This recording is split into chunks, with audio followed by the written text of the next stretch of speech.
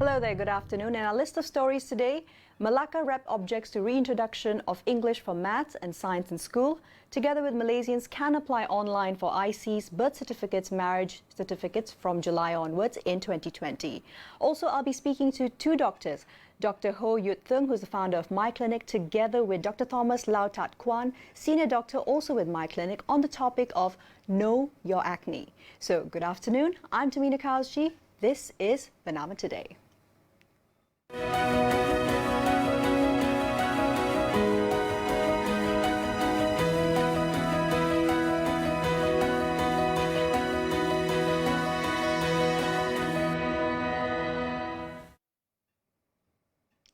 Welcome to Bernama Today. This is, of course, 4th of February's edition. Today is also World Cancer Day. Now, on February 4, 2020, World Cancer Day, or WCD, is observed to raise awareness of cancer and to encourage its prevention, detection, and treatment. This Health Awareness Day is led, of course, by the Union for International Cancer Control, a global consortium of more than 470 cancer-fighting organizations in over 120 countries. 2020's theme is I Am and I Will. So I Am and I Will is an empowering call for personal commitment to reduce the growing impact of cancer. Now, some info about Malaysia's cancer statistics go as such. According to our National Cancer Institute, breast cancer tops the charts of 10 types of cancer found amongst Malaysians, followed by colorectal cancer, lung cancer, lymphoma, nasopharyngeal cancer, leukemia, prostate cancer, liver cancer, cervical cancer, and ovarian cancer.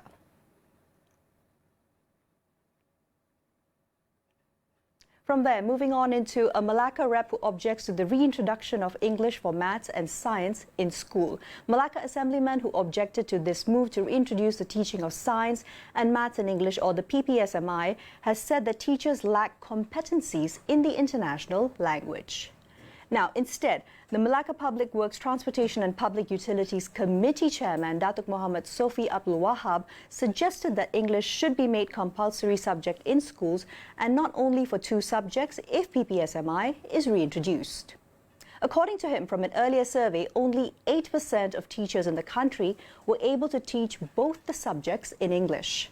He added that teachers themselves completed their education in Bahasa Malaysia and not in English, and this was the reason behind it. Now, Muhammad Sofi also said the ineffectiveness of PPSMI was proven at international trials, where the performance of Malaysian students in TIMSS, which is the Trends in International Mathematics and Science Study, had placed Malaysia at below the world average in 2007, 11 and 2015 among 59 countries that were evaluated. Muhammad Sofi said that based on a previous education report also, some 10,000 schools in the country found it difficult to cope with the 2 subjects if taught in English. Now, just a little note, PPSMI was introduced back in 2003 and was fully implemented in all secondary schools by 2007 and primary schools by 2008 before it was wholly scrapped back in 2013. From there, we move on into beginning in July, online applications can be made for certain documents at the National Registration Department, or the NRD. Now, this will include the registration for identification, births, as well as marriages. According to the NRD Director General, Datuk Roslyn Juso, this will save time for the public, and only people who really need to be present at the NRD office with original documents as proof need to be going there.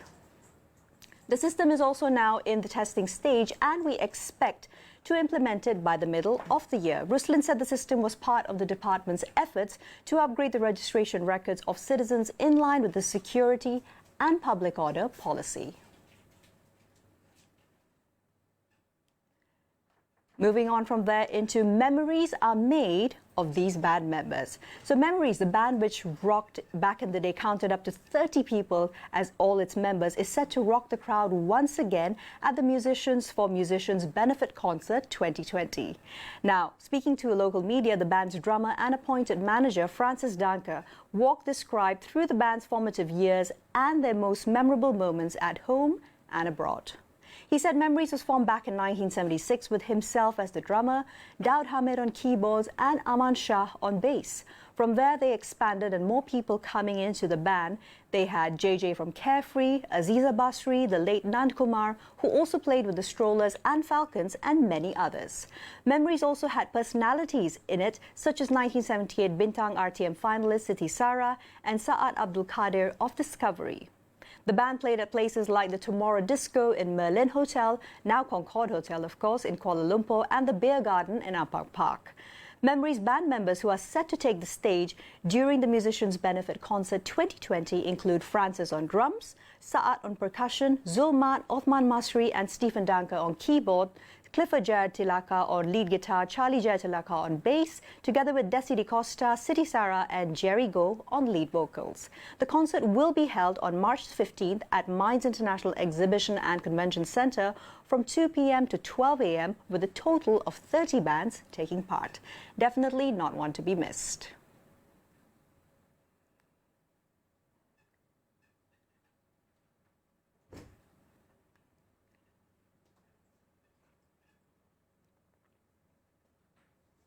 On that note, we take a quick commercial break. We'll be back right after with the rest of Bernama Today. Do stay tuned.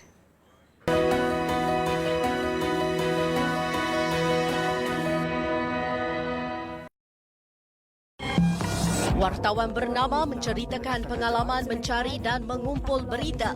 Malaysia juga turun dengan misi balas dendam. Pengalaman wartawan bernama mendapatkan maklumat di setiap negeri di Malaysia. Tapi bila kita balik, kita tak boleh kata kita tak ada berita. Kita macam mana kena buat juga berita. Dan juga koresponden bernama di Singapura, Bangkok dan Jakarta dalam notifikasi. Penerbangan bersejarah sebenarnya. 8.30 malam, Bernama TV.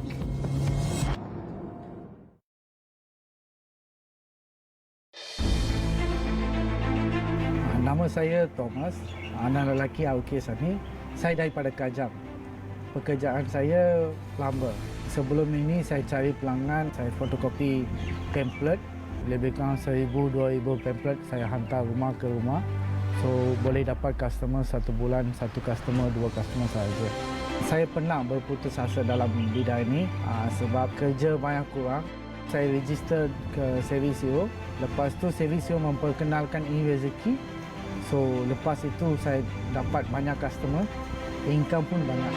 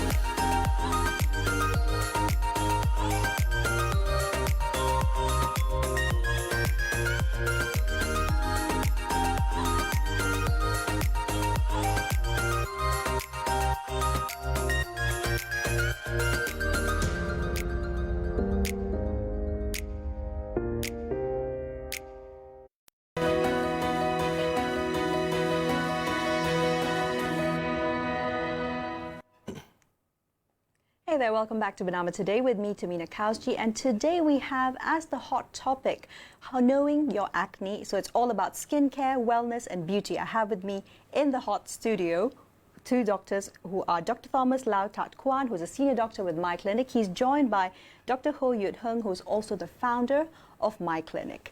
How are you today? Yeah, hi, All right, wonderful to have both of you here, gentlemen. So let's get started off with knowing your acne. Why would you say, Dr. Ho, that this is such an important part of skincare and wellness for the average person? Well, acne actually affects mainly a lot of individuals, okay, from teenagers up to from the age of 15 years old up to 30 years old. So there's a lot of social stigma in terms of acne. So people might become shy to go out to meet people, you know, and so treatment is necessary for acne. That's right. Yeah. So as Dr. Ho was saying, Dr. Thomas, so there are various types of acne. Exactly. It's not necessary that you only actually are afflicted by it when you're in your teens or even when Yes. you're in your early 20s. Can you tell us about the difference between these different types of acne? Okay, so like what Dr. Ho said, generally it starts off when you're teenagers all the way up to 30. But of course, we do get adult acne as well. Right. So there are different kinds of acne, and this acne is based off the severity All right. Right. So we can start off with something very simple, like blackheads and whiteheads. Okay. So it starts off there, and then it keeps on getting worse and worse, such as papules and pustules. Now these are small little raised lesions. Right. Okay. So exactly what you were talking about. Yes. So all that displayed. So we have the visually whiteheads, speaking. the blackheads, the papules, and the pustules. And as it progresses, worsens, it becomes nodules and even something harder like cysts. Right. Yes. So these various different types of acne, Dr. Ho, what would you say are the reasons behind it if somebody is still experiencing it as an adult? Beyond just your teenage years, when we are all, we pretty much accept the fact that you are going to be hormonal, you will have different skin conditions. But what about as an adult? What causes it? Mostly it's because of excess of androgen production. Okay? Right. Androgen, in layperson's terms? It's male hormone, testosterone. Right. Yeah, Okay. And even amongst females, you mean? Yes, Right. usually the ratio is 9:1 in females. Okay, a female will have a predominant female hormone, a male hormone roughly about 10%.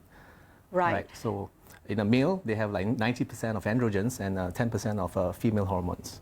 Right. So that would be amongst the adults. And would the reasons also be similar amongst teenagers who are suffering from acne, Dr. Okay, Thomas? so as teenagers Right. going through puberty, there is a spike of hormones. So that's why all the acne starts building up when we're like 12 or 13 years old. Puberty kicks in and acne starts flaring up, you see.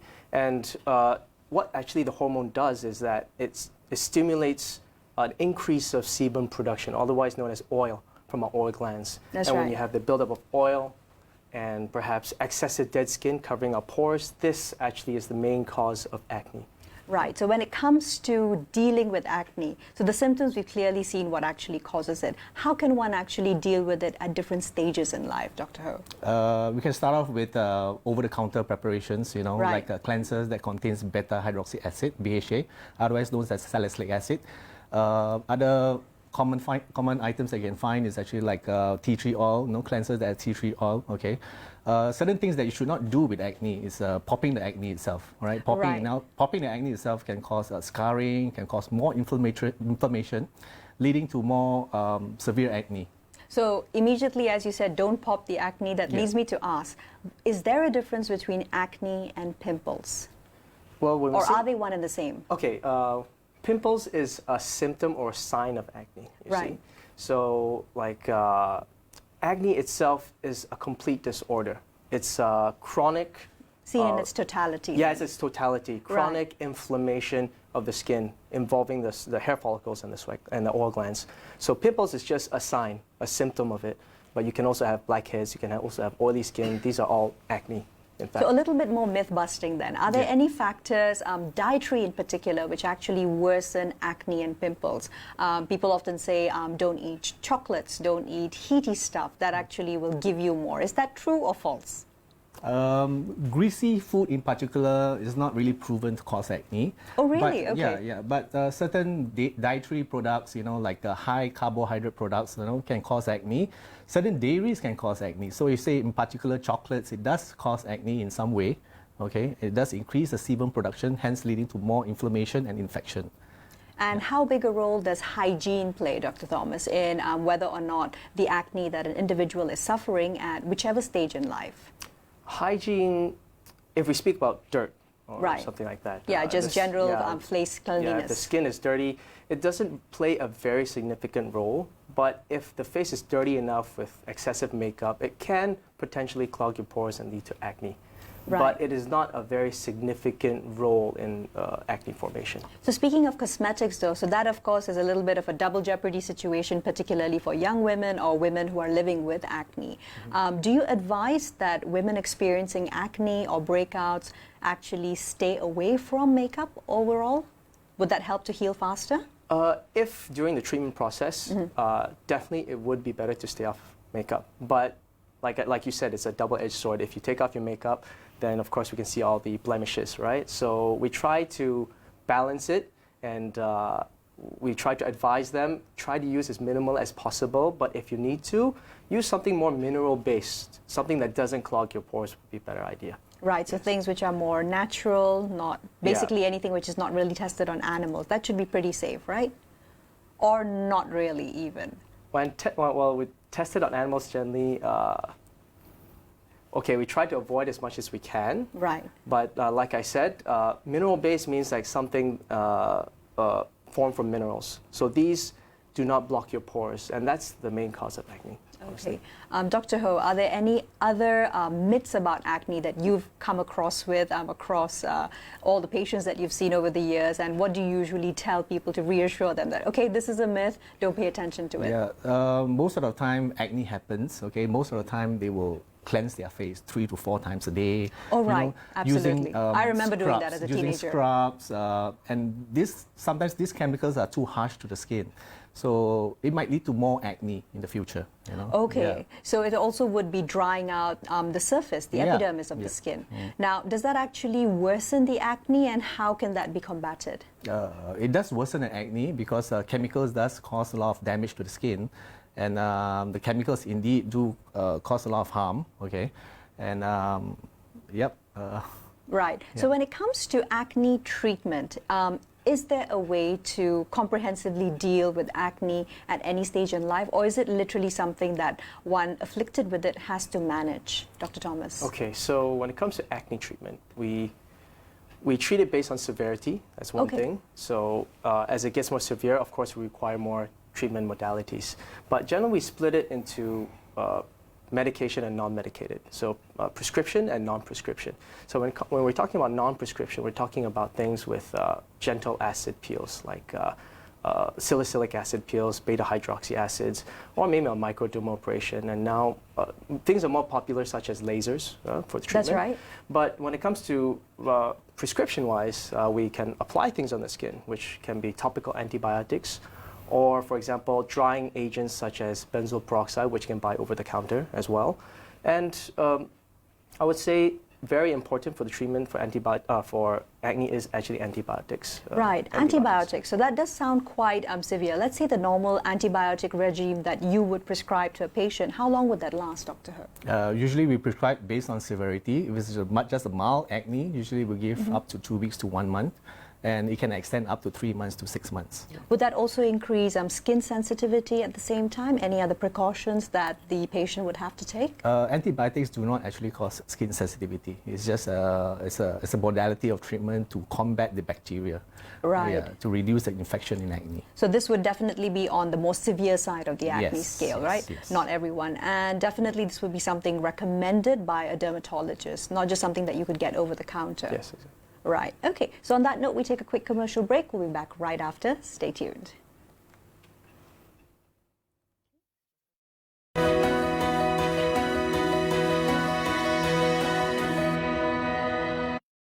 Hi, I'm Daniel Rahman. Join me as I speak to professionals involved with communications, marketing, and branding. Whatever the marketing activities. With insights and stories of great ideas, I've done my job, I get my money, and I'm off. And to better understand the art of marketing and communication. At noon, every Saturday, right here on Bernama TV. 10 berita paling penting yang anda perlu tahu. Kita bersama pasukan bawah 18 tahun negara. Ringkasan berita dalam 15 minit. Laporan wartawan bernama dari seluruh negara dan koresponden bernama di Singapura, Bangkok dan Jakarta. Dan mampu meletakkan Malaysia sebagai harimau Asia yang baru. Kini anda ada pilihan, padat dan kredibel. Bernama 7.45, tepat jam 7.45 malam di Bernama TV.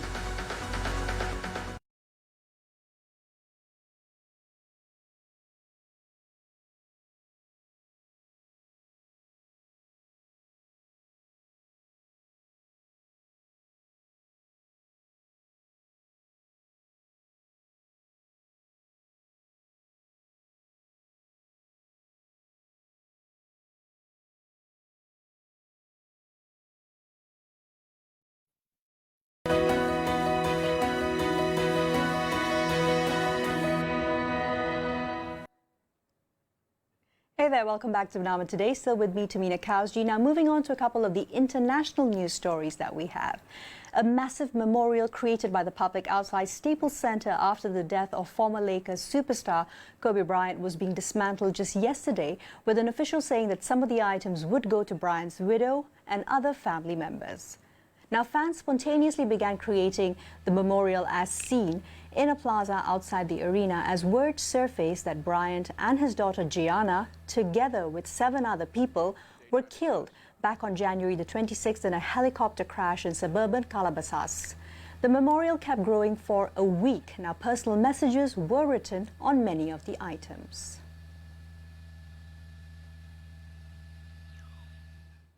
Award-winning actor and musician Ben Platt was named 2020's Man of the Year by Harvard University's famed Hasty Pudding Theatre troupe on Monday.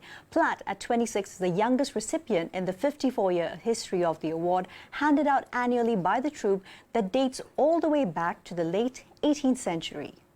Platt will receive his pudding pot at a celebratory roast on Friday, and a performance of Mean Girls, Hasty Pudding's second production, which also, includes women in the cast, will follow. He's currently filming the second season of the Netflix series The Politician, which last season earned him a Golden Globe nomination.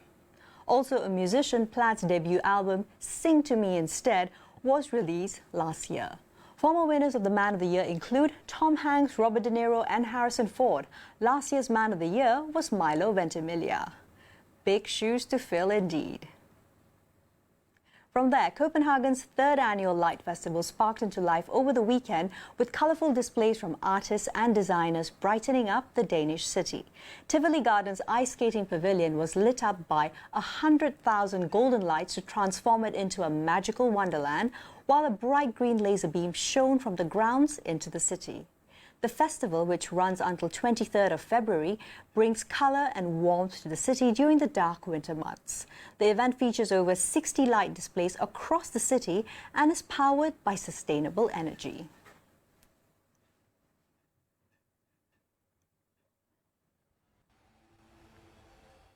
From there, moving over to Norway, Robert Sørli won the 31st edition of Femmen Dog Sled Race after crossing the finish line in the town of Røros, Norway, on Monday morning. The 61-year-old fireman picked up his 13th title in the grueling cross-country event, claimed by organisers to be the biggest dog sled race in the world. The competitors had to battle snowstorms and temperatures dropping as low as -40 degrees centigrade, not to mention sleep deprivation. Sørli completed the 650-kilometre course in 2 days, 22 hours and 54 minutes, which was 42 minutes ahead of fellow Norwegian Birgit Nies, with Sweden's Peter Karlsson coming in 3rd.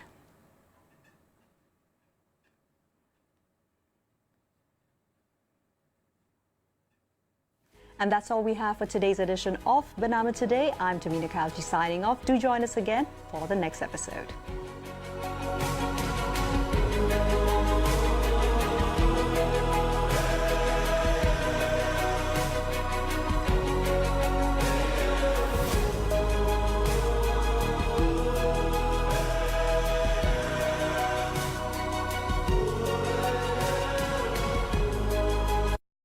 Amy, sini jap. Ada cerita budak-budak meninggal lepas makan mi goreng mamak dekat Pulau Pinang. Ramai yang jadi mangsa. Boleh percaya ke cerita ni? Kenapa pula tak percaya tengah viral dekat Facebook dengan WhatsApp ni? Hebatnya kamu. Yakinnya kamu. Berita macam ni boleh percaya ke? Aku tak jumpa kat mana-mana portal berita pun. Ni berita palsu ni. Apa tu berita palsu? Tular sana, tular sini, kongsi sana, kongsi sini, rupa-rupanya berita palsu. Jadi macam mana kita nak tahu apa itu berita palsu? Berita palsu boleh diterjemahkan sebagai satu laporan ataupun perkabaran yang tidak dapat kita tentukan kesahihannya atau dalam bahasa mudah, tidak benar.